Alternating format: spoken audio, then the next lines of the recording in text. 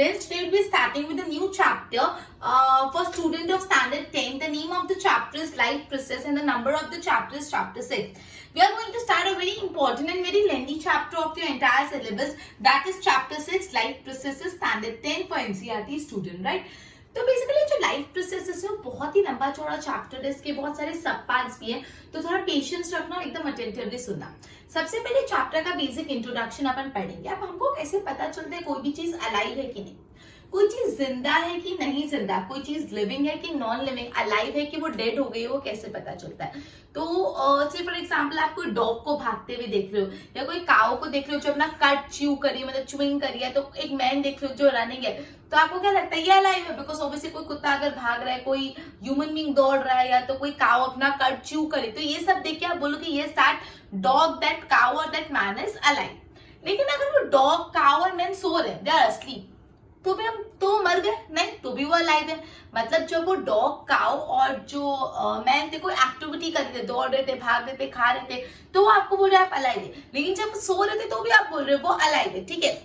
तो कैसे आपको ऐसे पता चला? सोचो लो, भागते हुए तो आपको दिख रहा है कि भाई मूवमेंट हो रहा है, सोते हुए कैसे पता चला अलाइव है? तो उनकी ब्रीथिंग, वो ब्रीथ कर रहे थे, वो सांस ले रहे थे, इसलिए वो अलाइव है।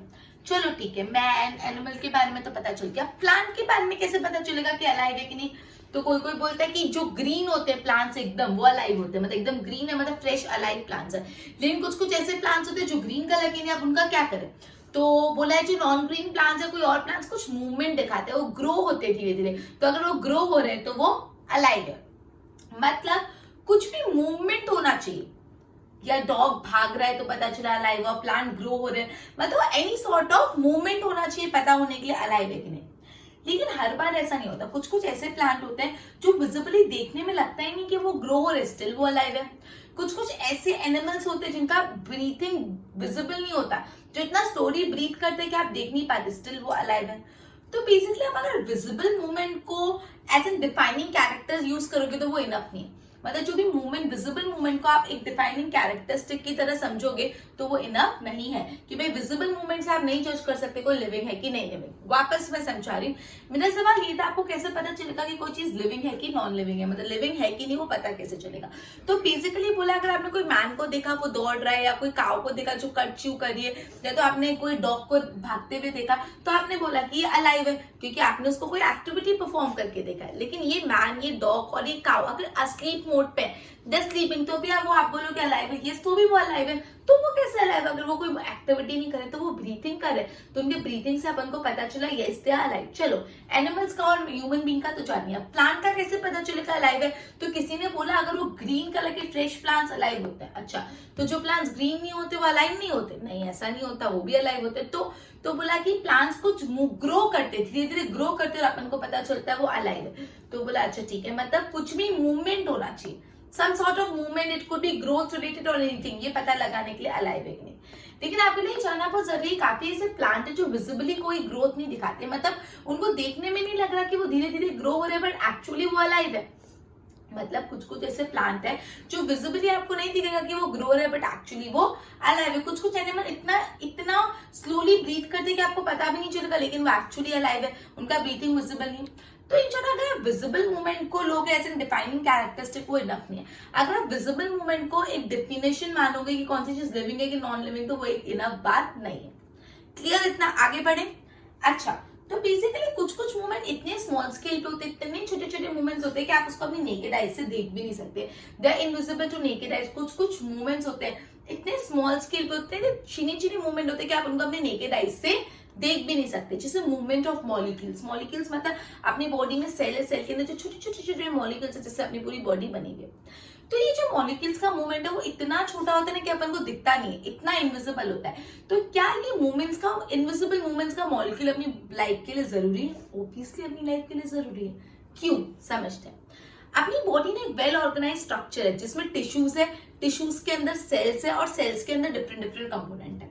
अपनी जो बॉडी है वो एक वेल ऑर्गेनाइज स्ट्रक्चर है, लिविंग ऑर्गेनिज्म की जो बॉडी है वो एक है एकदम वेल ऑर्गेनाइज स्ट्रक्चर है, जिसमें टिश्यूज है, टिश्यूज के अंदर क्या है? सेल्स है, और सेल के अंदर दूसरे कंपोनेंट है, ठीक है। अब बोले because of the changes in the effect of environment, environment के असर के कारण ये जो ऑर्गेनाइज स्ट्रक्चर का ऑर्डर है वो थोड़ा डिसबैलेंस हो जाता है। और ये ऑर्डर डिसबैलेंस होने के कारण क्या होता है कि लिविंग स्ट्रक्चर ब्रेक डाउन हो जाता है। अगर ये ऑर्डर टूटा, ये ऑर्डर ब्रेक हुआ तो ऑर्गेनिज्म अलाइव नहीं रह पाएगा। ये जो ऑर्डर है कि अपनी बॉडी जो लिविंग ऑर्गेनिज्म है, वेल ऑर्गेनाइज स्ट्रक्चर है, जिसमें टिश्यूज है, जिसमें सेल्स है, जिसमें डिफरेंट कंपोनेंट है, अगर ये ऑर्डर ब्रेक डाउन हुआ तो लिविंग ऑर्गेनिज्म अलाइव नहीं रह पाएगा। ठीक है, तो ये बहुत जरूरी है कि लिविंग क्रिएचर को कंटिन्यूअसली अपने स्ट्रक्चर को रिपेयर करना पड़ता है और मेंटेन करना पड़ता है। जो भी लिविंग ऑर्गेनिज्म है उसको अपने स्ट्रक्चर को कंटिन्यूअसली क्या करना पड़ेगा, रिपेयर करना पड़ेगा और मेंटेन करना पड़ेगा। ठीक है, तो जितने भी ह्यूमन बीइंग के स्ट्रक्चर है सब मॉलिक्यूल्स से बने हुए, इससे मॉलिक्यूल बहुत इंपॉर्टेंट रोल प्ले करता है अपने लाइफ के लिए। क्लियर? मैं वापस से लास्ट वाला पार्ट समझा रही हूँ। बोला कुछ कुछ ऐसे मूवमेंट होते हैं कि वो इतने इतने स्मॉल स्केल पे होते हैं कि they are invisible to naked eyes. हम नॉर्मल आईज से तो उनको देख भी नहीं सकते, जैसे मूवमेंट ऑफ मॉलिक्यूल्स। अपनी बॉडी अलग अलग मॉलिक्यूल से बनी, वो मॉलिक्यूल्स का मूवमेंट हम नहीं देख सकते। तो क्या है जो इनविजिबल मूवमेंट ऑफ मॉलिक्यूल अपनी लाइफ के लिए जरूरी है? यस, बहुत जरूरी। कैसे? अपना जो लिविंग ऑर्गेनिज्म है वेल ऑर्गेनाइज स्ट्रक्चर, पूरा एक ऑर्गेनाइज स्ट्रक्चर है जिसमें क्या है, जिसमें टिश्यू है, टिश्यू के अंदर क्या है, सेल्स है। ये जो अपना बॉडी है वेल ऑर्गेनाइज स्ट्रक्चर है जिसके अंदर टिश्यू और टिश्यू के अंदर सेल्स है और सेल्स के अंदर डिफरेंट कंपोनेंट। ये वेल ऑर्गेनाइज स्ट्रक्चर ये ऑर्डर में ब्रेक डाउन नहीं होना चाहिए एनवायरमेंट के इफेक्ट के कारण। लेकिन अगर ये ऑर्डर में ब्रेक आया because of the environment change तो लिविंग ऑर्गेनिज्म अलाइव नहीं रह पाएगा। तो इसलिए बहुत जरूरी लिविंग ऑर्गेनिज्म के लिए कंटिन्यूअसली अपने स्ट्रक्चर को रिपेयर और मेंटेन करो। क्या करो? कंटिन्यूअसली अपने स्ट्रक्चर को रिपेयर करो और मेंटेन, रिपेयरिंग करते रहो, उनको एकदम मेंटेनेंस करते रहो। ठीक है, और जितने भी स्ट्रक्चर है बॉडी में सब मॉलिक्यूल से बने हुए, तो ये जो इनविजिबल मॉलिक्यूलर मूवमेंट है अपनी बॉडी के लिए बहुत जरूरी है। तो अपना इंट्रोडक्शन पार्ट कंप्लीट हुआ, वापस ध्यान देना। अपन ने सबसे पहले ये पढ़ा अपन को कैसे पता चलेगा कि कोई चीज लिविंग है कि नॉन लिविंग। उसमें अपन ने बहुत आर्ग्यूमेंट्स करे और बहुत डिस्कशन किया और लास्ट में अपन ने ये कंक्लूड करा कि आप विजिबल मूवमेंट से नहीं बोल सकते कोई लिविंग है कि नॉन लिविंग, वो इनफ नहीं है। फिर अपन ने ऐसे मूवमेंट्स की बात की जिनको हम नेकेड आइज से नहीं देख सकते, जैसे मूवमेंट्स ऑफ मॉलिक्यूल्स, और अपन ने ये पढ़ा मूवमेंट ऑफ मॉलिक्यूल कितना जरूरी है। क्लियर? पूरे पे ध्यान दो। How do we feel difference between the what is alive and what is not? Answer: अगर एक dog running, cow chewing cud, man shouting on street, ये सब क्या living being? But if the dog, cow and man asleep भी हो तो भी वो still living है। लेकिन how? We can see them breathing, हम उनको सांस लेते हुए देख सकते हैं। So what about plants? तो plants के बारे में क्या? तो how we know that they are alive? plants के बारे में कैसे पता चलेगा वो alive है कि नहीं? तो पता चलेगा because they are green. Green है मतलब वो alive है। अच्छा, तो what about the non green plant? तो non green plant हमेशा डेड होते हैं? नहीं, तो जो प्लांट्स होते हैं वो ग्रो भी करते हैं। अगर वो ग्रो करे तो इससे आपको पता चल रहा है कि वो अलाइव है। सब मूवमेंट्स ग्रोथ रिलेटेड और नॉन, मतलब कुछ भी मूवमेंट होना चाहिए वो ग्रोथ रिलेटेड या कुछ भी। But plant not visibly growing is still alive. But लेकिन ऐसे प्लांट भी जो विजिबली दिखने में ग्रो नहीं करे लेकिन स्टिल वो अलाइव है। सब animal can breathe without visible movement, कुछ कुछ एनिमल ब्रीथिंग भी कर सकते हैं विजिबल मूवमेंट के बिना। So using visible movement as a defining character is not enough. तो अगर आप visible movement को definition के लिए सेट करोगे तो enough नहीं है। कुछ कुछ ऐसा मूवमेंट होते हैं जो इतने स्मॉल स्केल पे होते हैं कि आप उसको इनविजिबल जो होगा नेकेड आइज, हमारे नेकेड आइज को वो नहीं दिखेंगे। जैसे मूवमेंट ऑफ मॉलिक्यूल, जैसे क्या मूवमेंट ऑफ मॉलिक्यूल। इस invisible movement of molecule necessary for our life. ये जो इनविजिबल मूवमेंट है अपने मॉलिक्यूल का क्या अपनी लाइफ के लिए जरूरी है? यस, तो वाई? बिकॉज लिविंग ऑर्गेनिज्म एक वेल ऑर्गेनाइज स्ट्रक्चर है जिसमें टिश्यूज है, टिश्यूज के अंदर सेल है। लिविंग ऑर्गेनिज्म क्या एक वेल ऑर्गेनाइज स्ट्रक्चर है जिसके अंदर टिश्यूज है और टिश्यूज के अंदर सेल्स है। Cells have smaller component in them, cell के अंदर और छोटी छोटी चीजें। Because of the effect of the environment, environment के असर से जो organise order nature of living organism likely to break down. Environment के चेंजेस के कारण ऐसा हो सकता है कि ऑर्गेनाइज स्ट्रक्चर ब्रेक डाउन हो जाए। इफ ऑर्डर ब्रेक, अगर ऑर्डर ब्रेक होगा तो क्या होगा? Organism will no longer able to live, organism जी नहीं पाएगा। सो लिविंग क्रिएचर्स को कंटिन्यूअसली रिपेयर एंड मेंटेन करते रहना चाहिए अपने स्ट्रक्चर्स को। ठीक है, तो बेसिकली जितने भी स्ट्रक्चर है किससे बने हुए? मॉलिक्यूल से बने हुए। तो इन शॉर्ट मॉलिक्यूलर मूवमेंट जो है बहुत इंपॉर्टेंट रोल प्ले करते हैं। ओके, तो बेसिकली अपन ने इतना पढ़ा, इसको मैं और आगे एक्सप्लेन करूंगी, एक बार इसके नोट्स बनाओ।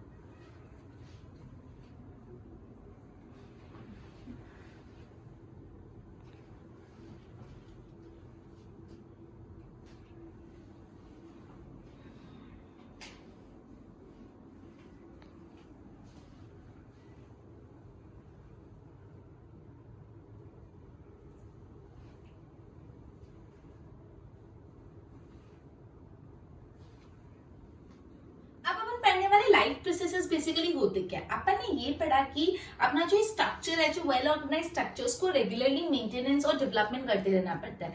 तो ये जो मेंटेनेंस का काम होता रहता है, even we are doing nothing, अगर मैं ऐसे बैठी हूँ फ्री, अपन तो फ्री बैठे लेकिन स्टिल अपनी बॉडी में मेंटेनेंस का काम कर रहा है। आप सो रहे हो तो भी आपकी बॉडी में मेंटेनेंस का काम चल रहा है, आप कुछ खा रहे हो तो भी आपकी बॉडी में मेंटेनेंस का काम चल रहा है, आप क्लास में लेक्चर सुन रहे हो तो भी आपकी बॉडी में मेंटेनेंस का काम चल रहा है। मतलब अगर इवन आप कुछ भी नहीं करे तो भी आपकी बॉडी में मेंटेनेंस का काम चलता रहता है कंटिन्यूअस बेसिस पे, ठीक है। अब बेसिकली जो सारे प्रोसेस साथ में मिलके मेंटेनेंस का काम करते हैं उसको बोलते हैं life process. Processes that together perform maintenance job. ये मेंटेनेंस का काम जो ऑर्गेनाइज स्ट्रक्चर है, अपना जो living structure, organise living structure, उसको मेंटेनेंस का काम करते हुए सारे प्रोसेसेस, जब सारे प्रोसेसेस मिलके एक काम करते हैं उसको बोलते हैं लाइफ प्रोसेसेस। तो processes that together perform maintenance job, जितने भी प्रोसेसेस साथ में मिलके मेंटेनेंस करते हो सारे प्रोसेसेस को बोला जाता है लाइफ प्रोसेस, ठीक है। अब बेसिकली मेंटेनेंस प्रोसेस करने के लिए एनर्जी चाहिए होती है। ये बॉडी के जो वेल ऑर्गेनाइज स्ट्रक्चर है लिविंग ऑर्गेनिज्म को, उसको मेंटेन करने के लिए एनर्जी तो चाहिए होगी, ठीक है। और ये एनर्जी कहां से आती है? एनर्जी बाहर, outside of the body, that is in the form of food. Food के फॉर्म में बाहर से ये एनर्जी आती है, ठीक है। अभी बाहर से एनर्जी को अंदर लाने के लिए कुछ सोर्स ऑफ ट्रांसफर होना चाहिए। There should be a source of transfer to transfer the food from outside the body to inside the body, और ये प्रोसेस को अपन बोलते हैं न्यूट्रिशन। क्लियर? वापस समझा रही, अभी तक अपन ने क्या पढ़ा? अपन पढ़ रहे basically what our life processes है, लाइफ प्रोसेसेस होते क्या, अपन ये पढ़ रहे। तो बेसिकली अपन ये ने पढ़ा कि जो वेल ऑर्गेनाइज लिविंग स्ट्रक्चर उसको मेंटेन करना जरूरी है। तो आप कुछ भी नहीं करें तो भी आपकी बॉडी मेंटेन है, जो मेंटेनेंस का काम चलता रहता है। Even if you are not doing anything, आप ऐसे सिंपली बैठे तो भी मेंटेनेंस हो रहा है, आप सो रहे हो तो भी मेंटेनेंस हो रहा है, आप क्लासरूम में बैठे हो तो भी मेंटेनेंस हो रहा है, ठीक है। तो बेसिकली जो भी प्रोसेस साथ में मिलकर मेंटेनेंस का काम करते हैं उसको बोलते हैं life process. Processes that together perform maintenance job, जो प्रोसेसेस साथ में मिलकर मेंटेनेंस का काम करते हैं उसको बोलते हैं लाइफ प्रोसेस। मेंटेनेंस का काम करने के लिए बॉडी को एनर्जी चाहिए। एनर्जी कहां से आएगी? Outside the body. Living organism की बॉडी के बाहर से एनर्जी आएगी ना, that is in the form of food, ठीक है। तो ये जो आउटसाइड द बॉडी एनर्जी है उसको बॉडी के अंदर डालने के लिए कुछ सोर्स ऑफ ट्रांसफर चाहिए। तो ये सोर्स ऑफ ट्रांसफर जिसमें आउटसाइड से इनसाइड ट्रांसफर होता है उसको बोलते हैं न्यूट्रिशन। इतना अपन ने पढ़ा, मैंने 2 बार रिवाइज करा लिया, आगे बढ़ते हैं। अब जैसे कोई ऑर्गेनिज्म की बॉडी साइज बड़ी होती जा रही है, धीरे धीरे बड़ी होती जा रही है, तो उसको ज्यादा रॉ मटेरियल चाहिए होगी, उसको एडिशनल रॉ मटेरियल चाहिए होगी। तो बेसिकली पूरे अर्थ पे लाइफ है ना कार्बन बेस्ड मॉलिक्यूल्स पे चलती है। पूरे अर्थ की जो लाइफ है वो किस पे डिपेंडेंट है? कार्बन बेस्ड मॉलिक्यूल पे ही डिपेंडेंट है। इसलिए फूड सोर्सेज भी कैसे होते हैं? कार्बन बेस्ड होते हैं, ठीक है। अब ये जो एनर्जी है आउटसाइड द बॉडी, बॉडी के बाहर जो एनर्जी है वो वेराइड फॉर्म है। वेराइड मतलब अलग अलग फॉर्म में, बहुत डिफरेंट फॉर्म है, लेकिन ये डिफरेंट फॉर्म में बॉडी कंज्यूम नहीं कर सकती। तो क्या होता है, ये जो outside the food, outside the body आप एनर्जी ले रहे हो उसको पहले आप सिंपल सब्सटेंस में ब्रोक डाउन करोगे और सारी सोर्सेस ऑफ एनर्जी को एक आप यूनिफॉर्म सोर्स ऑफ एनर्जी, सब सेम हो जाए वैसे कन्वर्ट कर लोगे और फिर उसको यूज करोगे मॉलिक्यूलर मूवमेंट के लिए। मॉलिक्यूलर मूवमेंट क्या होगा? मेंटेनेंस के लिए एज वेल एज ग्रो करने के लिए, ठीक है। मैं वापस समझा रही, बेसिकली इंपॉर्टेंट था। अपन ने पढ़ा कि लाइफ है ना बेसिकली कार्बन बेस्ड मॉलिक्यूल पे डिपेंडेंट हो रही है। जो अर्थ टाइप लाइफ है वो कार्बन बेस्ड मॉलिक्यूल पे डिपेंड होती है। जो फूड सोर्सेस है वो भी कैसे होते हैं? कार्बन बेस्ड होते हैं। तो उसके बाद बोला ये जो आप energy, source of energy outside the body consume करे, ऑर्गेनिज्म के बाहर जो सोर्स ऑफ एनर्जी कंज्यूम करे वो बहुत अलग अलग फॉर्म में होती है, वेराइड फॉर्म है, लेकिन उसको यूनिफॉर्म सेम फॉर्म में कन्वर्ट करना पड़ता है। तो उसके लिए क्या करोगे? ये जो फूड आप कंज्यूम कर रहे हो उसको आप सिंपल सब्सटेंस में ब्रोक डाउन करके एक यूनिफॉर्म फॉर्म में कन्वर्ट कर लो। एक बार वो यूनिफॉर्म फॉर्म में कन्वर्ट होकर आपको एनर्जी मिल गई, फिर आप इसको मॉलिक्यूलर मूवमेंट के लिए यूज करो। मॉलिक्यूलर मूवमेंट के लिए मतलब मेंटेनेंस का काम भी इससे करो और इससे न्यू सेल्स ग्रो करने का भी काम करो, ग्रो करने का भी काम करो, ठीक है। तो बेसिकली ये फूड को ब्रेक डाउन करने के लिए, मॉलिक्यूल्स को ब्रेक डाउन करने के लिए बहुत सारे केमिकल रिएक्शन करने पड़ते हैं, ठीक है। ये फूड को ब्रेक डाउन करने के लिए क्या करना पड़ता है? बहुत सारे केमिकल रिएक्शन करने पड़ते हैं। उसमें से ऑक्सीडेशन रिडक्शन रिएक्शन सबसे कॉमन केमिकल रिएक्शन है used to break down the molecules. Molecules को ब्रेक डाउन करने के लिए ऑक्सीडेशन रिडक्शन बेस्ट रिएक्शन है, सबसे कॉमन रिएक्शन। वापस जो अभी तक अपन ने पढ़ा लास्ट पार्ट वापस कर रहे हैं। आप बोला है कि अगर लिविंग ऑर्गेनिज्म की बॉडी की साइज ग्रो हो रही है तो उसको एक्स्ट्रा रॉ मटेरियल चाहिए होगा। अपनी लाइफ पूरी कार्बन बेस्ड मॉलिक्यूल पे डिपेंडेंट है। तो जो भी फूड सोर्स है, जैसे भी अपन फूड अक्वायर करें वो भी किस पे डिपेंडेंट है? कार्बन बेस पे डिपेंडेंट है, ठीक है।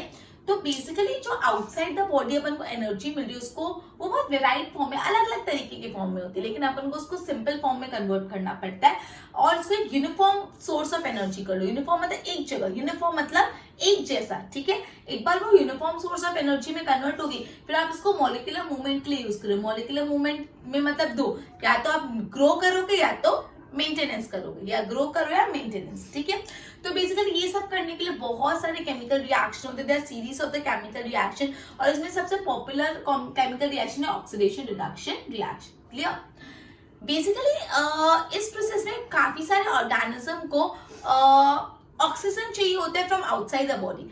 मतलब ये सारे रिएक्शंस करने के लिए ऑक्सीजन चाहिए होता है। ये ऑक्सीजन कहाँ से मिलता है? बॉडी के बाहर से, ठीक है। तो ये जो पूरा प्रोसेस है जिसमें आप ऑक्सीजन एक्वायर कर रहे हो बॉडी के बाहर से, फिर यूज कर रहे हो for the process of breakdown of the food for the cellular needs, इसको बोलते हैं रेस्पिरेशन। मैंने बोला ये सारा प्रोसेस करने के लिए बॉडी को ऑक्सीजन चाहिए होता है, ऑक्सीजन आउटसाइड से मिलता है। तो ये जो पूरा process of acquiring the oxygen, आप ऑक्सीजन यूज कर रहे हो from outside and use it for the, और फिर उसको यूज कर रहे हो किस चीज के लिए यूज कर रहे हो? For the purpose of breakdown of the food source for cellular needs. मतलब आप फूड सोर्स को ब्रेक डाउन कर रहे हो अपने सेल्स की नीड फुलफिल करने के लिए, उसको बोल रहे हो रेस्पिरेशन। एकदम सिंपल डेफिनेशन है, वापस समझा रही हूँ। बोला है कि जितने भी मतलब ये जो ऑक्सीजन अपन को बॉडी के बाहर से चाहिए होती है, तो ये जो पूरा process of acquiring oxygen from outside in the body, क्यों?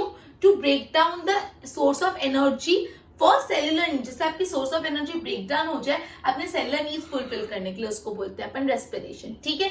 तो respiration simple outside the body से ऑक्सीजन लेना और वो ऑक्सीजन को ब्रेक डाउन करके अपनी सेल्युलर नीड्स फुलफिल करने के लिए यूज करना।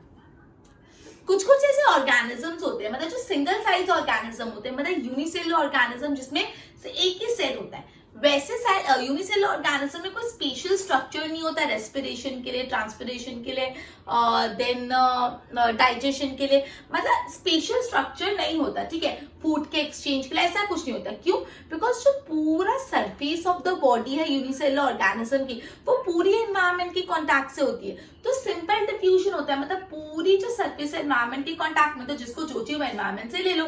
Simple diffusion, simple exchange, diffusion, simple exchange, कुछ कॉम्प्लिकेटेड नहीं है। लेकिन जो मल्टीसेलुलर ऑर्गेनिज्म होते हैं जिनमें एक से ज्यादा सेल होता है, उनके कुछ कुछ ऐसे सेल्स होते हैं जो एनवायरमेंट के डायरेक्ट कांटेक्ट में नहीं है, ठीक है। उनके लिए क्या करेंगे वो बाद में अपन पढ़ेंगे। तो वहां पे बेसिकली सिंपल डिफ्यूजन नहीं काम करता, बिकॉज कुछ कुछ ऐसे सेल्स भी जो एनवायरमेंट के डायरेक्ट कांटेक्ट में नहीं है। क्लियर? वापस समझो लास्ट वाला पार्ट, अपन ने बोला ये जो फूड को ब्रेक डाउन करने के लिए काफी सारा केमिकल रिएक्शन करने पड़ते हैं। उसमें से सबसे पॉपुलर जो केमिकल रिएक्शन है ऑक्सीडेशन रिडक्शन रिएक्शन, ठीक है। ऑक्सीडेशन रिडक्शन सबसे पॉपुलर है। अब बेसिकली बोला है फूड को ब्रेक डाउन करने के लिए ऑर्गेनिज्म को ऑक्सीजन चाहिए, और ये ऑक्सीजन कहाँ से मिलती है? आउटसाइड द बॉडी से। तो बेसिकली जो पूरा प्रोसेस है जिसमें आप ऑक्सीजन ले रहे हो from outside the body in the body, और आउटसाइड से इन द बॉडी, फिर आप उसको ब्रेक डाउन कर रहे हो for food source, break down कर रहे हो फॉर सेल्युलर नीड, मतलब आप फूड के सोर्स को ब्रेक डाउन कर रहे हो अपने सेल्स की नीड फुलफिल करने के लिए, उसको बोलते हैं रेस्पिरेशन। जो सिंगल सेल ऑर्गेनिज्म होते हैं, मतलब ऐसे ऑर्गेनिज्म जिनके पास एक सेल है, उसमें कोई स्पेशल स्ट्रक्चर नहीं होता जो फूड को इनटेक करे, गैसेस को एक्सचेंज करे, वेस्ट को रिमूव करे, बिकॉज पूरी की पूरी जो बॉडी है ऐसे ऑर्गेनिज्म के, वो एनवायरमेंट के कॉन्टैक्ट में होती है। लेकिन जो मल्टीसेलुलर ऑर्गेनिजम्स होते हैं उनके कुछ ऐसे सेल्स होते हैं जो एनवायरमेंट के कांटेक्ट में भी नहीं होते, तो यहाँ पे जो सिंपल डिफ्यूजन जैसा यूनिसेलुलर में होता है वैसा नहीं चलेगा। क्लियर? बोर्ड पे ध्यान दो। What are life processes? Maintenance function goes on even we are not doing anything. जब आप कुछ भी नहीं कर रहे तो भी मेंटेनेंस होगा। अब देखो processes that together perform maintenance job आपका लाइफ प्रोसेसेस इंपॉर्टेंट। जो भी प्रोसेसेस जो साथ में मिलकर मेंटेनेंस का काम करते हैं उसको लाइफ प्रोसेसेस बोलते हैं। मेंटेनेंस प्रोसेस के लिए अपन को एनर्जी चाहिए होती है, energy come from outside the body, और एनर्जी कहां से आती है? बॉडी के बाहर से। Sources of the transfer of food from outside to inside इसको न्यूट्रिशन। ये जो पूरा सोर्स ऑफ ट्रांसफर है फूड का बाहर से अंदर लेके आते हैं उसको बोलते हैं न्यूट्रिशन। बॉडी साइज ग्रो होगी तो एक्स्ट्रा रॉ मटेरियल चाहिए होंगे। अब life on the earth depends upon the carbon based molecule. Earth पे जो भी लाइफ है कार्बन बेस्ड मॉलिक्यूल पे डिपेंड करती है, इसलिए फूड सोर्स भी कार्बन बेस्ड होता है। आउटसाइड सोर्स ऑफ एनर्जी, जो आपने बाहर से एनर्जी ली है वो अलग अलग हो सकती है, can be varied. That is therefore जो source of energy needed to be broken down और built up in the body, तो या तो अगर आपने बाहर से एक्वायर किया तो उसको ब्रोक डाउन करो, तो बॉडी में खुद ही बिल्ड करो। To be converted to convert into within a uniform source of energy, और उसको यूनिफॉर्म मतलब एक जैसा यूनिफॉर्म सोर्स ऑफ एनर्जी में बाहर से आता है, वेराइट फॉर्म में उसको ब्रेक डाउन करके यूनिफॉर्म सोर्स में कन्वर्ट कर लो और फिर उसको यूज करो मॉलिक्यूलर मूवमेंट के लिए, that is maintaining living structure और मॉलिक्यूलर मूवमेंट के लिए for body needs to grow. इसके लिए सीरीज ऑफ केमिकल रिएक्शन होते हैं, उसमें जो ऑक्सीडेशन रिडक्शन रिएक्शन होता है सबसे कॉमन केमिकल रिएक्शन होता है मॉलिक्यूल्स को ब्रेक डाउन करने के लिए। पूछ सकते हैं सबसे कॉमन केमिकल रिएक्शन। इस पर्पस के लिए काफी सारे ऑर्गेनिज्म को use oxygen source from outside the body. Oxygen जो चाहिए होती है ब्रेक डाउन के लिए वो कहां से मिलती है, बॉडी के बाहर से। तो बेसिकली जो पूरा process of acquiring oxygen from outside and use it in the life in the process of break down of food source, मतलब बाहर से आप ऑक्सीजन लेके उसको ब्रेक डाउन में यूज कर रहे हो फॉर सेल्यूलर नीड, उसको बोलते हैं रेस्पिरेशन। सिंगल सेल ऑर्गेनिज्म में कोई स्पेसिफिक ऑर्गन नहीं होता फूड को इनटेक करने के लिए, गैसेस को एक्सचेंज करने के लिए, वेसेस रिमूव करने के लिए। क्यों नहीं होता? Because entire structure is in contact with environment. तुमको पूछ सकते हैं क्यों यूनिसेलुलर ऑर्गेनिज्म में कोई स्पेशल स्ट्रक्चर नहीं होता गैसेस एक्सचेंज के लिए, रिमूवल ऑफ वेस्ट के लिए, फूड के लिए? क्योंकि जो एंटायर बॉडी, पूरी की पूरी बॉडी है वो entire surface is in contact with the environment. अब जो मल्टीसेलुलर ऑर्गेनिजम्स होते हैं उनके सारे cells are not contact with the surface, सारे कॉन्टैक्ट सरफेस के कॉन्टैक्ट में नहीं है, इसलिए जितने भी सेल्स है सारे कॉन्टैक्ट में से सिंपल डिफ्यूजन यहाँ पे काम नहीं करेगा। क्लियर? तो बेसिकली अपने लाइफ प्रोसेस के बारे में और भी पढ़ते, पहले इसके नोट्स बनाओ।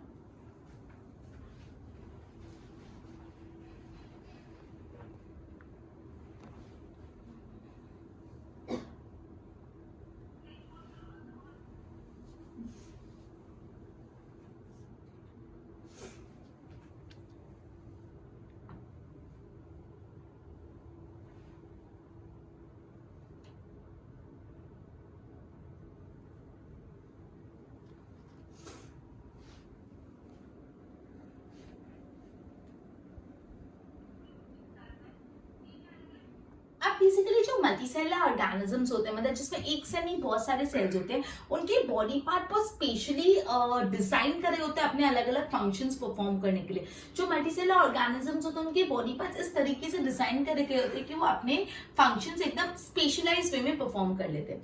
अब जैसे स्पेशल टिश्यू होते हैं फूड और ऑक्सीजन के इंटेक के लिए, मतलब फूड का इंटेक को क्या बोलते हैं अपन, न्यूट्रिशन, और ऑक्सीजन के इंटेक को क्या बोलते हैं, रेस्पिरेशन। तो ये फूड और ऑक्सीजन के इंटेक के लिए अलग अलग टिश्यूज होते हैं। बेसिकली फूड और ऑक्सीजन एक जगह तो आ गया, एक जगह तो कलेक्ट हो गया, अब वो एक जगह ही थोड़ा चाहिए, उसको तो different parts of the body में ट्रांसपोर्ट करना पड़ेगा। तो इसके लिए किस चीज की नीड पड़ी, ट्रांसपोर्टेशन सिस्टम की नीड पड़ी, जो ऑक्सीजन और कार्बन ऑक्सीजन और फूड को एक जगह से दूसरी जगह ट्रांसपोर्ट कर ले। ठीक है, okay, from one place to another. ठीक है, ट्रांसपोर्टेशन सिस्टम की अपन को जरूरत पड़ी। ठीक है, अब बेसिकली बोला है कि ये जो केमिकल रिएक्शंस होते हैं वो यूजुअली कार्बन सोर्स होते हैं, ऑक्सीजन सोर्स होते हैं। तो जब भी केमिकल रिएक्शन होता है तो कुछ बाय प्रोडक्ट्स बनते हैं, और ये जो केमिकल रिएक्शन में बाय प्रोडक्ट बनते हैं वो अनयूजफुल तो होते हैं, बेकार तो होते हैं, पर साथ ही साथ वो हार्मफुल भी होते हैं। तो बहुत जरूरी है ये जो बाय प्रोडक्ट है उनको बॉडी में से निकालो, क्योंकि ये आपके बॉडी के लिए बहुत हार्मफुल होते हैं। तो ये जो प्रोसेस है जिसमें बॉडी में से हार्मफुल प्रोडक्ट को निकालते हैं उसको क्या बोलते हैं, एक्सक्रिएशन। क्लियर?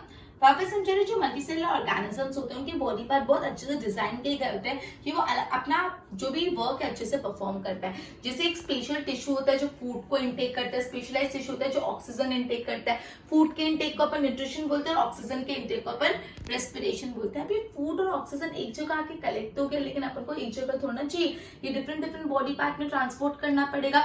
तो अगेन एक और चीज की नीड है, एक ट्रांसपोर्ट सिस्टम हमको चाहिए जो ऑक्सीजन और फूड को एक जगह से डिफरेंट डिफरेंट पार्ट पे लेके जाए। अब जब भी केमिकल रिएक्शन होता है तो केमिकल कार्बन सोर्स और ऑक्सीजन इन्वॉल्व होता है। तो ये केमिकल रिएक्शन में हमेशा एक बाय प्रोडक्ट्स बनते हैं। ये जो बाय प्रोडक्ट्स होते हैं ना तो यूजलेस होते हैं, यूजलेस तो होते हैं, अनयूजफुल होते हैं, लेकिन साथ ही साथ वो हार्मफुल भी होते हैं। तो बहुत जरूरी है कि बाय प्रोडक्ट को बॉडी में से निकालना। तो ये जो प्रोसेस है जिसमें से बाय प्रोडक्ट बॉडी में से निकल जाते हैं उसको बोलते हैं अपन एक्सक्रिएशन। क्लियर? मतलब अपने लाइफ प्रोसेस का कंटेंट, पहले अपन इंट्रोडक्शन पढ़ा, अपन लाइफ प्रोसेस का कंटेंट पढ़ रहे हैं। अब अपन सबसे पहले लाइफ प्रोसेस पे चले, दैट इज न्यूट्रिशन। न्यूट्रिशन अपन पहले से डिस्कस कर चुके हैं, अपनी बॉडी को एनर्जी चाहिए different body parts body activity करने के लिए। ये energy outside the body of organism से आती है in the form of food.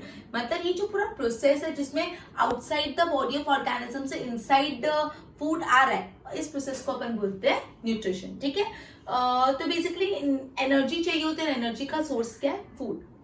अब जो लिविंग ऑर्गेनिजम्स है वो अलग अलग तरीके से अपना फूड मटेरियल डिराइव करते हैं। कुछ कुछ ऑर्गेनिज्म एकदम सिंपल फूड मटेरियल उनको चाहिए एकदम इनऑर्गेनिक सब्सटेंस से बना हुआ, कुछ कुछ ऐसे ऑर्गेनिज्म है जिनको एकदम सिंपल फूड मटेरियल चाहिए इनऑर्गेनिक सब्सटेंस से बना हुआ, जैसे in the carbon dioxide water simple ये चाहिए। ऐसे ऑर्गेनिज्म को क्या बोला जाता है? ऑटोट्रॉप, मतलब जो खुद का खाना खुद बनाते हैं by using simple raw material जैसे कार्बन डाइऑक्साइड वाटर। ठीक है, ऑटोट्रॉप क्या है? Green plant, some bacteria. अब कुछ कुछ ऐसे ऑर्गेनिजम्स होते हैं जो एक सिंपल स्ट्रक्चर में खुश नहीं होते, वो एक कॉम्प्लेक्स स्ट्रक्चर यूज करते हैं और एक कॉम्प्लेक्स स्ट्रक्चर को वो यूज करके अपना फूड मतलब फूड अचीव करते हैं। अब बेसिकली ये जो कॉम्प्लेक्स स्ट्रक्चर है पहले उसको सिंपल स्ट्रक्चर में ब्रेक डाउन करना पड़ता है और एक कॉम्प्लेक्स स्ट्रक्चर को सिंपल स्ट्रक्चर में ब्रेक डाउन करने का काम करते हैं बायोकैटालिस्ट, जिसको हम एंजाइम्स बोलते हैं। तो बेसिकली जो हेटरोट्रॉप्स होते हैं जो खुद का खाना खुद नहीं बनाते, वो डायरेक्टली और इनडायरेक्टली किस पे डिपेंड करते हैं? ऑटोट्रॉप पे डिपेंड करते हैं। ठीक है, वापस समझा रही हूँ, न्यूट्रिशन का बेसिक छोटा सा अगर इंट्रोडक्शन ही आज अपन कर रहे हैं तो बोला अपनी बॉडी को डिफरेंट एक्टिविटी करने के लिए एनर्जी चाहिए और ये एनर्जी कहाँ से मिलती है? फूड से मिलती है। अब बेसिकली जितने भी लिविंग ऑर्गेनिज्म को फूड मिलता है, हर ऑर्गेनिज्म अलग अलग तरीके से फूड मटेरियल ऑब्टेन करता है। जैसे कुछ कुछ ऑर्गेनिजम्स होते हैं जो फूड मटेरियल एकदम सिंपल फूड मटेरियल लेते हैं, जैसे कार्बन डाइऑक्साइड, वाटर। ऐसे ऑर्गेनिजम्स को क्या बोला जाता है? ऑटोट्रॉप, मतलब जो खुद का खाना खुद बनाते हैं by using simple raw material carbon dioxide and water. Autotrophs वो होते हैं जो खुद का खाना खुद बना देते हैं सिंपल रॉ मटेरियल यूज करके। अब जो हेटरोट्रॉप्स होते हैं उनका सिस्टम सिंपल नहीं होता, एकदम कॉम्प्लेक्स होता है। ठीक है, कॉम्प्लेक्स सिस्टम्स होता है और कॉम्प्लेक्स स्ट्रक्चर को आपको पहले सिंपल स्ट्रक्चर में ब्रेक डाउन करना पड़ता है। ये कॉम्प्लेक्स स्ट्रक्चर को सिंपल स्ट्रक्चर में ब्रेक डाउन करने का काम करता है बायोकेमिकल कैटालिस्ट, जिसको हम एंजाइम्स बोलते हैं। ठीक है, हेटरोट्रॉप्स डायरेक्टली और इनडायरेक्टली डिपेंड करते हैं ऑटोट्रॉप पे। तो बेसिकली अपन ने ये पढ़ा कि जो भी मल्टीसेलुलर ऑर्गेनिजम्स होते हैं उनके अलग अलग ऑर्गन अलग अलग काम करते हैं न्यूट्रिशन में, मतलब फूड और ऑक्सीजन एक बार एक जगह आ गया तो उसको एक ट्रांसपोर्ट सिस्टम चाहिए अलग अलग बॉडी में ट्रांसपोर्ट करने के लिए। केमिकल रिएक्शन के दौरान कुछ बाय प्रोडक्ट बनते हैं जो हार्मफुल होते हैं तो उसको बॉडी में से निकालना जरूरी bye the process of excretion. फिर अपन ने न्यूट्रिशन के बारे में पढ़ा, अपन को एनर्जी चाहिए, एनर्जी फूड से मिलती है। फिर अपन ने ऑटोट्रॉप और हेटरोट्रॉप के बारे में पढ़ा। ऑटोट्रॉप वो होते हैं जो simple organic food material use करते हैं, जैसे कार्बन डाइऑक्साइड और वाटर, खुद का खाना खुद बनाते हैं। और हेटरोट्रॉप कॉम्प्लेक्स स्ट्रक्चर यूज करते हैं और कॉम्प्लेक्स स्ट्रक्चर को फिर सिंपल स्ट्रक्चर में ब्रेक डाउन करते हैं in the presence of biochemical enzymes. ठीक है, हेटरोट्रॉप डायरेक्टली और इनडायरेक्टली प्लांट्स पे डिपेंड करता है, डायरेक्टली और इनडायरेक्टली ऑटोट्रॉप्स पे डिपेंड करता है। क्लियर? बोर्ड पे ध्यान दो। तो मल्टीसेलुलर ऑर्गेनिजम्स की जो बॉडी पार्ट होते हैं specialise in function they perform, उनको अलग अलग स्पेशल फंक्शन परफॉर्म करते हैं। स्पेशलाइज्ड टिश्यू होता है फूड और ऑक्सीजन की इनटेक के लिए, लेकिन इनटेक एट वन प्लेस, तो एक जगह पूरा आ गया उसको ट्रांसपोर्ट करना पड़ेगा। तो नीड ऑफ क्या है? Transportation system to carry food and oxygen from one place to another. Food और ऑक्सीजन को एक जगह से दूसरी जगह ट्रांसपोर्ट सिस्टम करने के लिए क्या है? आगे ट्रांसपोर्ट सिस्टम। अब जो केमिकल रिएक्शन होता है उसमें कार्बन सोर्स और ऑक्सीजन मिलता है फॉर एनर्जी जनरेशन। तो इसके जो बाय प्रोडक्ट्स भी बनते हैं और ये बाय प्रोडक्ट एकदम यूजलेस होते हैं, और यूजलेस हो तो समझे यूजलेस के साथ हार्मफुल भी होता है, तो इसको अपनी बॉडी में से निकालना बहुत जरूरी होता है। तो this waste product need to be remove from the body by the process of excretion. Waste product को रिमूव करना एक्सक्रिएशन। आप जितने भी लाइफ प्रोसेसेस है, इंट्रोडक्शन पढ़ लिया, लाइफ प्रोसेस पढ़ा, आप सबसे पहला लाइफ प्रोसेस में जाते हैं न्यूट्रिशन। तो एनर्जी लेकर मतलब हर ऑर्गेनिजम्स को एनर्जी चाहिए और एनर्जी मिलती है फूड से। Some organism simple food material use करते हैं इनऑर्गेनिक सोर्सेज में, जैसे कार्बन डाइऑक्साइड, वाटर। ये ऑर्गेनिज्म को ऑटोट्रॉप बोला जाता है, जो जनरली ग्रीन प्लांट्स और बैक्टीरिया होते हैं। कुछ दूसरे ऑर्गेनिज्म जो एकदम कॉम्प्लेक्स सब्सटेंस यूज करते हैं, फिर वो कॉम्प्लेक्स सब्सटेंस को सिंपल सब्सटेंस पे ब्रेक डाउन करते हैं। ये कॉम्प्लेक्स सब्सटेंस को सिंपल सब्सटेंस पे ब्रेक डाउन होता है बाय द प्रेजेंस ऑफ बायोकैटालिस्ट। एक बायोकैटालिस्ट होता है जिसको हम एंजाइम्स बोलते हैं। तो जो ऑटोट्रॉप है वो डायरेक्टली और इनडायरेक्टली, तो हेटरोट्रॉप है जो डायरेक्टली और इनडायरेक्टली तो ऑटोट्रॉप पे ही डिपेंड करते हैं, राइट? ओके, तो बेसिकली अपन ने आज पहले लाइफ प्रोसेस का चैप्टर स्टार्ट कर एकदम इंट्रोडक्शन एकदम ब्रीफ में देखा, लाइफ प्रोसेसेस भी पूरा ब्रीफ में देखा और फर्स्ट न्यूट्रिशन को भी थोड़ा बहुत पढ़ा। क्लियर? आई होप इतना क्लियर हुआ। बहुत वर्डी चैप्टर है, अगर आप टेक्स्ट बुक से एकदम लाइन बाय लाइन पढ़ोगे तो खो जाओगे। पहले मेरा लेक्चर सुनो, फिर उसके नोट्स बनाओ, फिर टेक्स्ट बुक रेफर करो तो ईजी होगा। मेरे लेक्चर को 3-4 बार सुनना, बिकॉज बहुत वर्डी चैप्टर है, आपको बार बार सुनना पड़ेगा। ओके, एक बार इसके नोट्स बना लो। Good bye.